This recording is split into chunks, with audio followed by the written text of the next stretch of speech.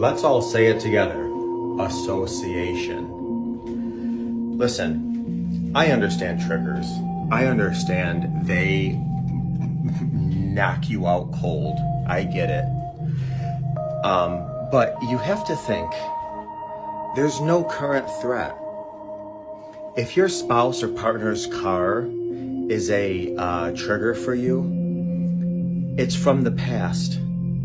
If driving down the street you see a house, a hotel, a gas station, whatever, and you feel triggered, nothing is a current threat. The threat is only from association. It's what that thing is associated with. It's the meaning that we give that thing. So, while I get it 100%, affairs happen in hotels and cars and parking lots and bookstores and all these places where we discover our spouse, had trysts or affairs or what have you. Nothing is a current threat. A house isn't going to come to life and jump on you. A car is not going to start and run you over. A hotel is not going to slap you upside the head and kidnap your child.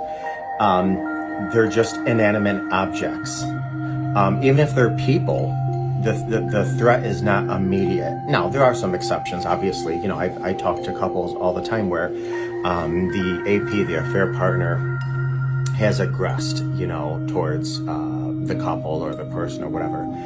But I'm talking about triggers. Triggers are only bothering you because of association. So if possible, can you change the association?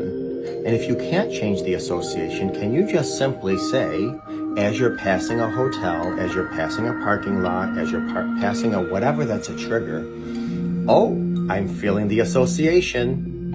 I'm not in danger. There's no threat. I'm feeling the association. Not gonna go there. I'm feeling the association.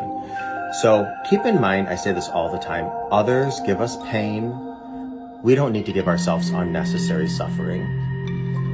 Whether you're reconciling, you're rebuilding, you're divorcing, you're whatever you're doing, you don't need to marinate in that pool of pain. So remind yourself, oh, association, nothing's going to happen to me right now. I am in control. I am like Janet Jackson in the 80s. I'm in control. No, I'm just kidding.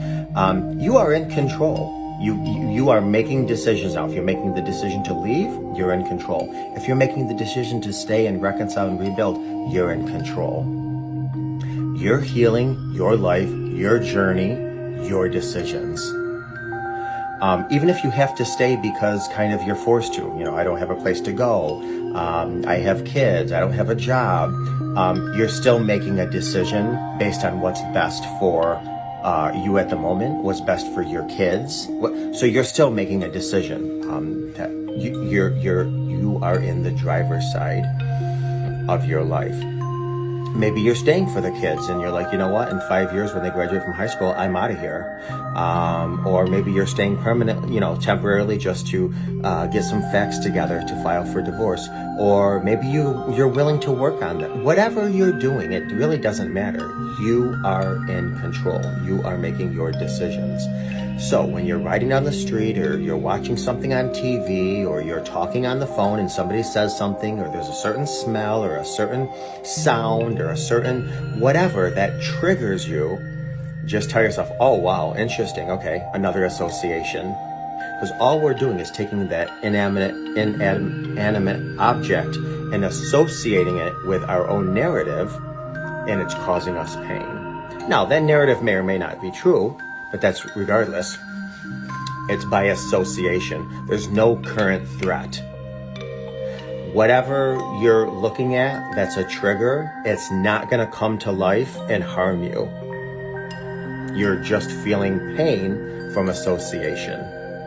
So just say, oh, there's an association again. Wow, interesting. Because the other good thing about this is you have to kind of get to know your body again. Your intuition's quite off when you when you come out of betrayal. You have to get back into your relationship. And the last thing I'll say very quickly is a self-soothing, maybe a calming technique is to do what's called a deep breathing exercise on top of tapping. So basically it's just, the pace, it doesn't matter, but you're just kind of going around your hand and the speed I meant. So it could be slow, could be wicked fast, doesn't matter. You're going around, and what you're doing is you're taking a deep breath and then a quick snippet of another deep breath.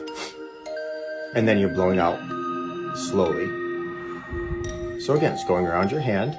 This is a calming technique. It's a grounding technique. It's a great technique. Deep breath.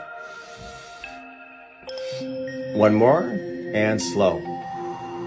So you're driving down the street, you see a car, you see a person, you see a hotel, you see a gas station, whatever it is that triggers you. You can do this in your car. You can do this when you get home. It's basically one deep breath and another quick breath, and then just tapping, and then just saying association. Because you also want to get back in alignment with your intuition, which has kind of been put to the back burner while you're being deceived. So I hope that helps.